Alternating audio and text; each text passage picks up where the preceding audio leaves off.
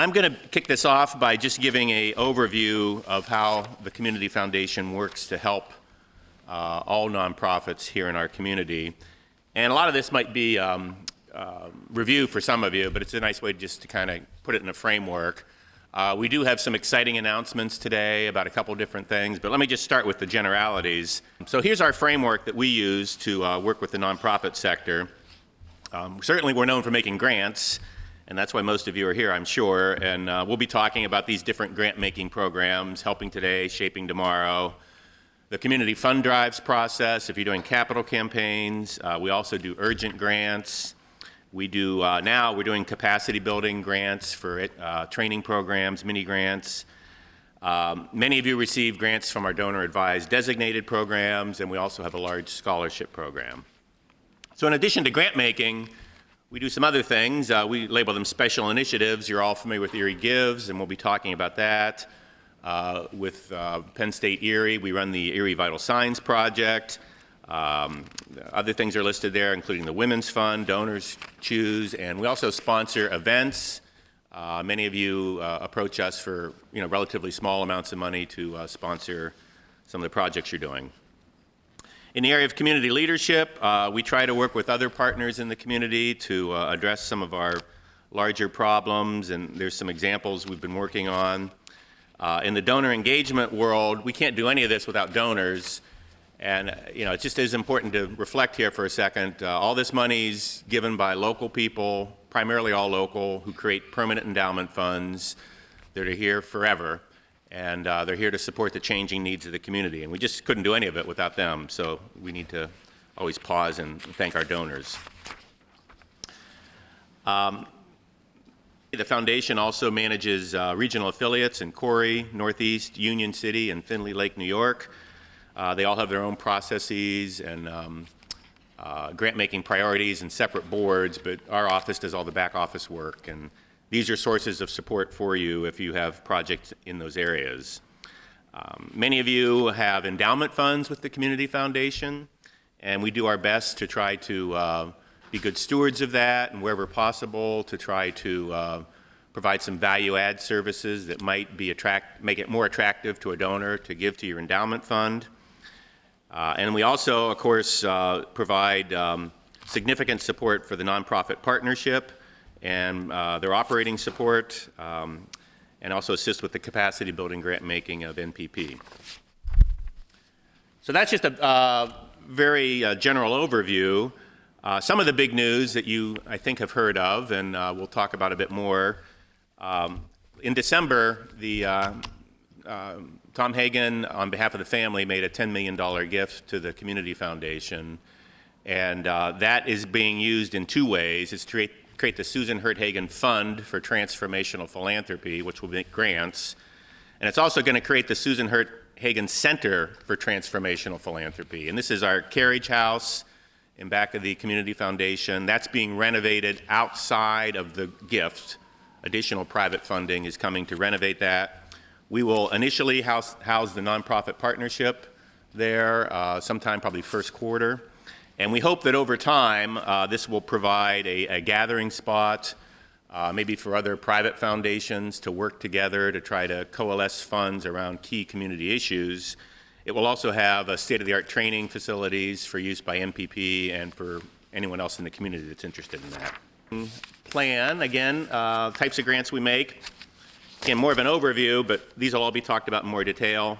Helping Today, Shaping Tomorrow, capital funds, urgent, capacity building, and event sponsorships. So with that, I think I will next ask Pat Herr, our Director of Community Impact, to come up to the podium and talk in more detail about the Helping Today grants process. Pat? Great. I'm just going to briefly touch on the 2016 Helping Today grant process. Just as an FYI, our deadline for this first cycle, for which we're about a little over halfway through, is February 1st. So for those of you interested in submitting an application this cycle, there's plenty of time for a shovel-ready project to be submitted. We'd be happy to take your application and sit down for a site visit. The Helping Today grant program is a operational needs-focused grant program which supports current projects and activities of our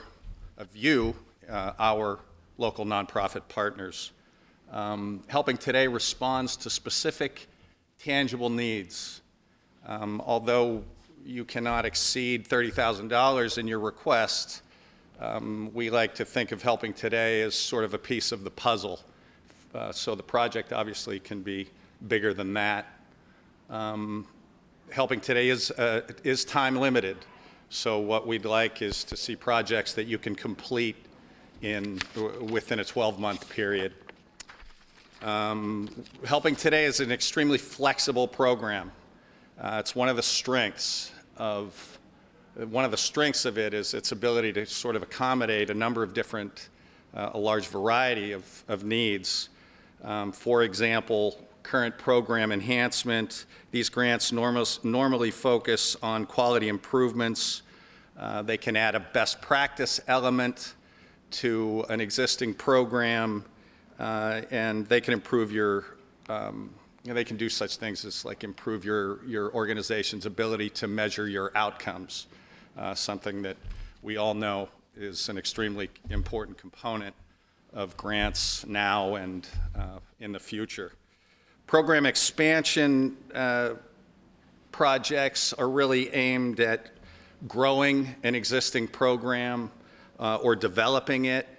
They generally follow the premise that you have evidence and data that supports the need for that expansion, and that expansion would improve the sustainability of the program and the organization.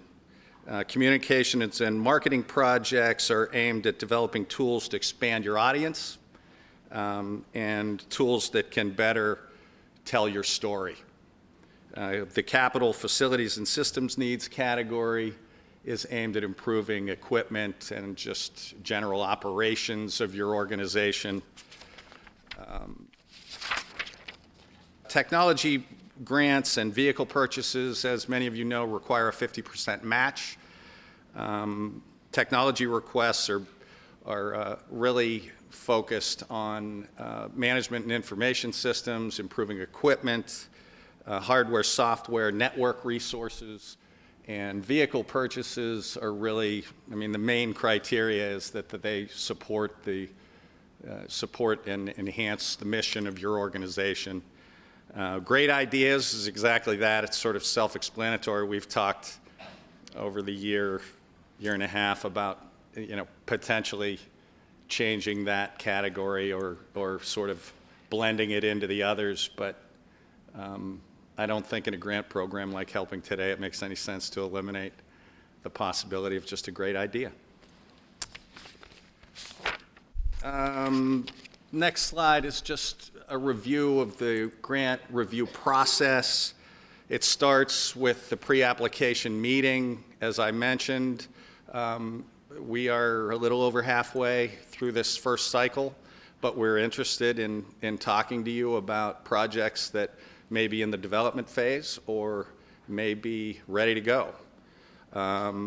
The Helping Today grant program is an online application.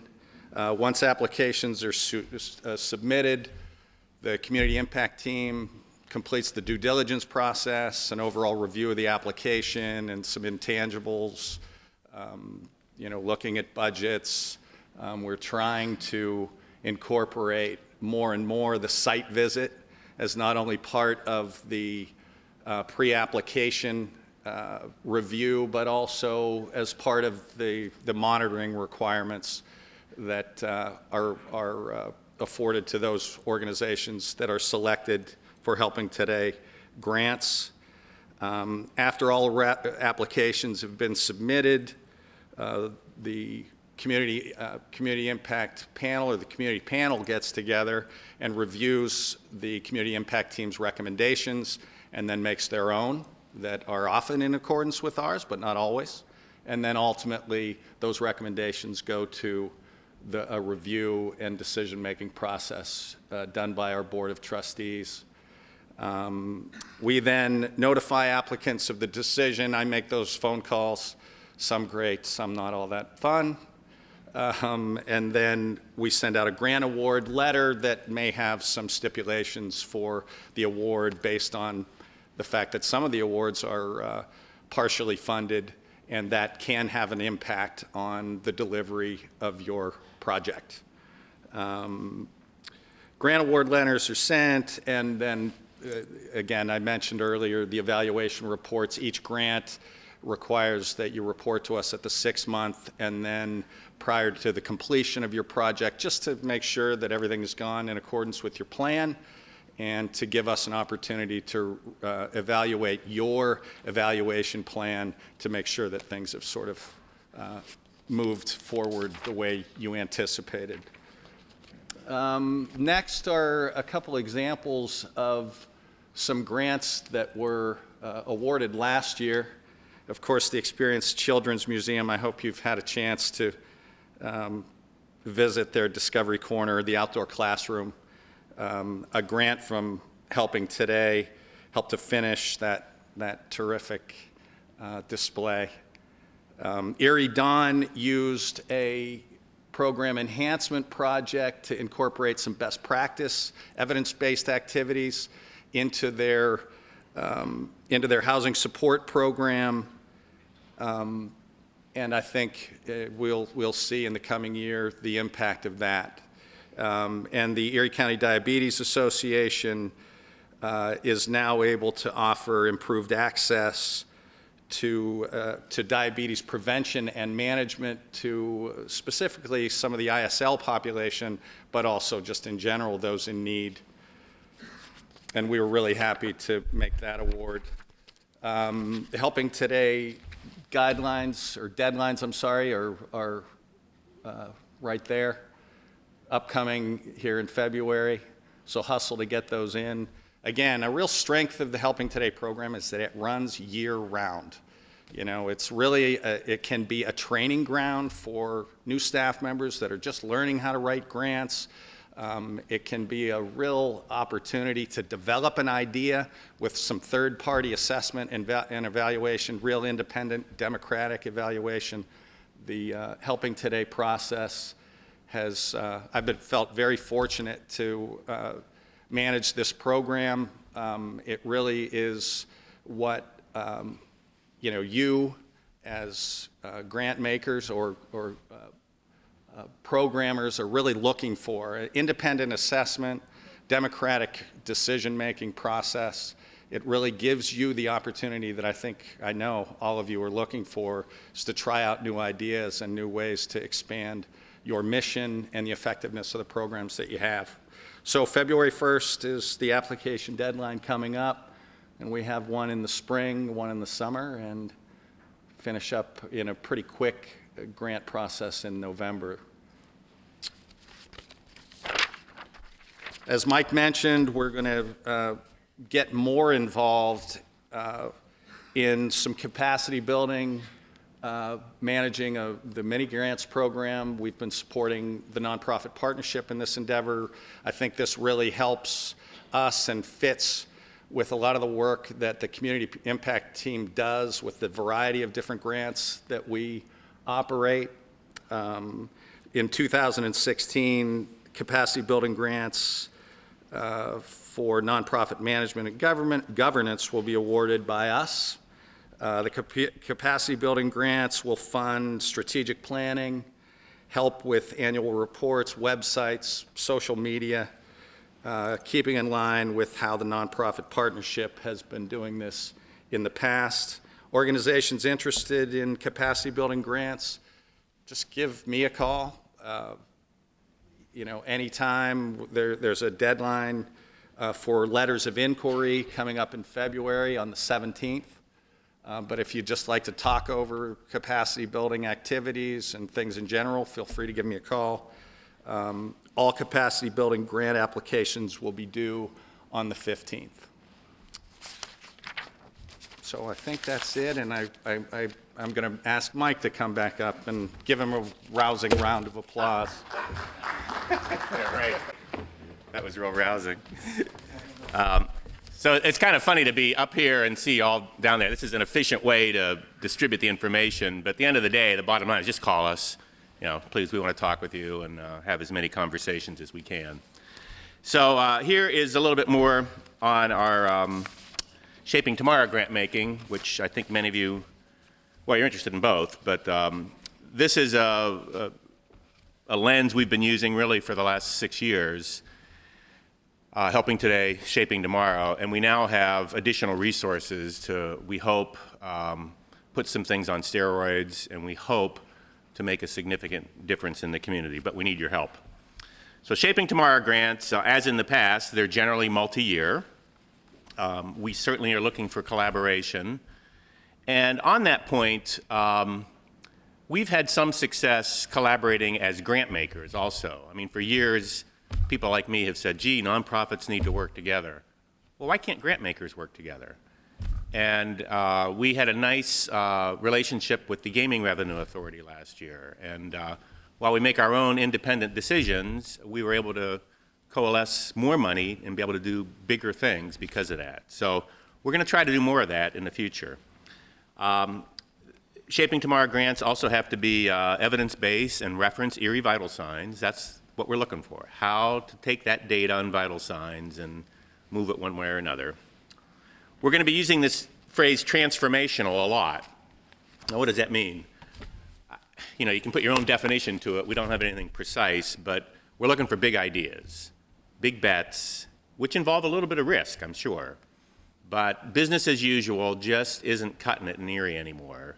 And that's the theory behind the gift we received in the grant-making program we're going to do.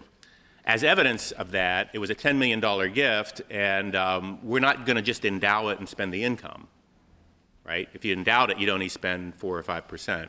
We're going to spend $3 or $4 million out of that $10 million this year, assuming we have great projects. So the process we're going to use, frankly, is the same as we used last year. It just is a little bit bigger. We're able to do more. Pre-applications with our team, George Espy would be the first contact, are required. And honestly, you should expect a lot of guidance and input and discussion as you go through this process. There's a lot of stuff we don't know, but we also do know a lot because of where we sit. And we know different things in the community, and we can try to help make connections and offer ideas. And it's collaborative, but you should expect dialogue and input. We'll be asking for a letter of interest by March 1st. So I know we've already had some meetings already. We've been reaching out to places like university presidents, hospital CEOs, and trying to generate some excitement and get them thinking, like, what are your big ideas? What can we really do in our community to make a difference? So that's a short time frame to get a letter of interest due, but it's really just a couple pages. Have a conversation with George, give us a couple pages, and then that'll all be reviewed and fine-tuned. And on June 15th, our board and the donors will be meeting, and we'll be deciding which of all these letters of inquiry are we going to ask for a request for proposal on. Those will be due then August 15th, and we hope to make a grant in September. Now let me clarify also that we're not walking away from some of the, I'll call them, they were big, but I'll call them smaller Shaping Tomorrow grants that we did last year. So don't feel like, gee, if I don't have a $2 million idea or a $5 million idea, you can't talk with us. We made 4 really good grants last year in the $100,000 range, and we still want to do that. But we're trying to expand that also and think about new possibilities through the Susan Hurt Hagen Fund for Transformational Philanthropy. Here's what we did last year. And we were proud of these. Time will tell. They're not all implemented. I mean, they're just getting started. But this is what we could do with ECRA. We each put $500,000 into this and awarded $1 million. You may have heard of these. All About Character is a character building program, curriculum in Erie City Schools and beyond. They're expanding it. Tech After Hours is taking Central Tech and letting people access that facility. after hours, recent grads, and get more technical skills for the job market. Go College is a great program run by Gannon. They needed some bridge funding. They think there'll be a federal grant that they can go after later. And Primary Health Network, we helped create one school-based health center in Wayne a few years back, and they have plans to do 2 more. So this was $1 million, $500,000 from the Community Foundation, $500,000 from the Gaming Revenue Authority. Just for perspective, we can do 4 times this year. So I don't know what we'll end up with. Next year I'll be standing up here, God willing, and saying, here's what you and we together could do with $4 million and 4 times these grants. So that's the big picture.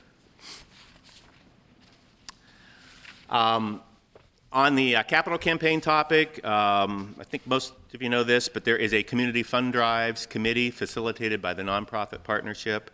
If you have a community-wide fund drive of over $500,000, you need to go through that process. We're not going to consider anything unless you've gone through that, and that's for calendaring purposes. We don't want, nobody wants Gannon or the Erie City Mission and the Art Museum doing a major fund drive at the same time. We're trying to spread these things out a little bit. If your campaign is less than $500,000, however, you're free to apply to the Community Foundation. Just call our office. There is an online application form also.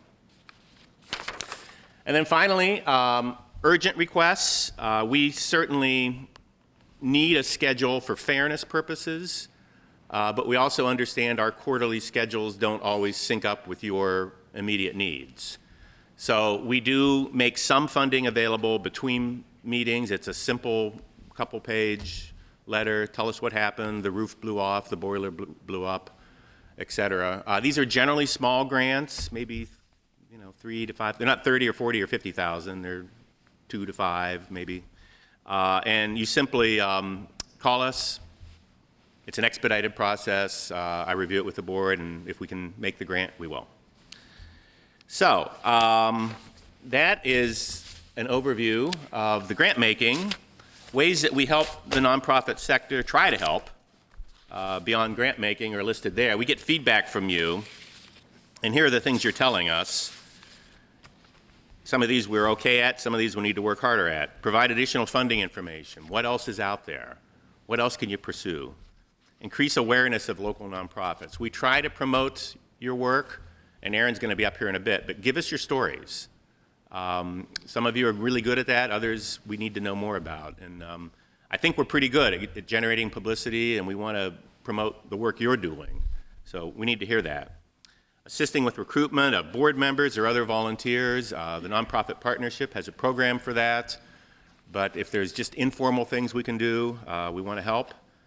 And promote collaboration. Again, that's all through dialogue. Talk with us. Let's have dialogue to see how we can work together, maybe make some connections to help you all get stronger. So with that, I'm going to ask Rachel Cashone to come up and talk about the online grants process. Rachel? Give her a big round of applause. Good morning. This is going to be very, very brief because we have a grant workshop coming up later this week, and I don't want to spoil too much. So I'm just going to keep this as brief as possible. As mentioned, all of our applications are available online, and you can do that just by going to our website, www.eriecommunityfoundation.org, and you will hover your mouse over that for grant seekers, click on apply for a grant, and then you will come to a login page. Anyone that wants to apply for a grant from the foundation needs to have a organizational profile, and also the applicant needs to have a user profile. Most of you here already have those.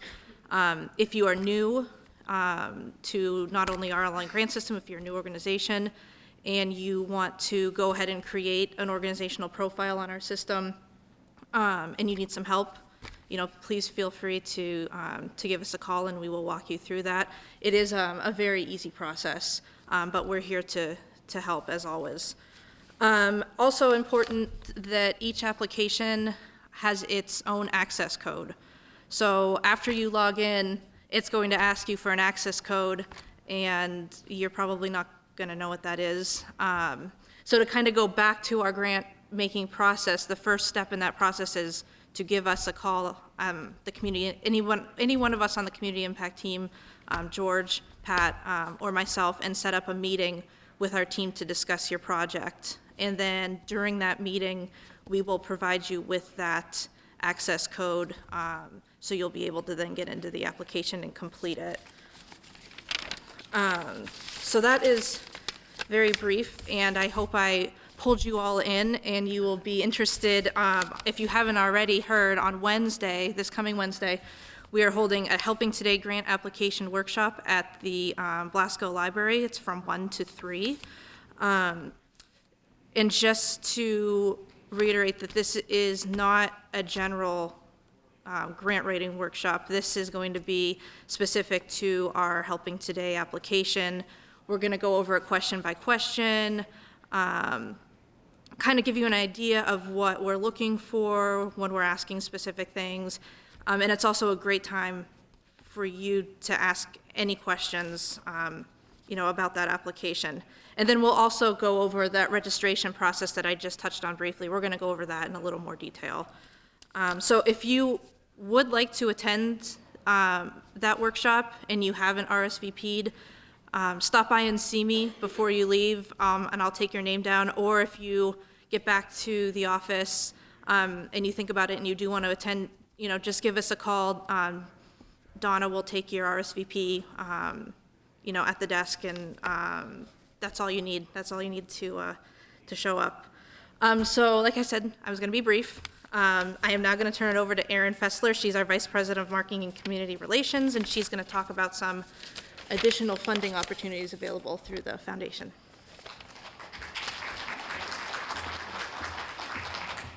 Good morning. Thank you all for joining us.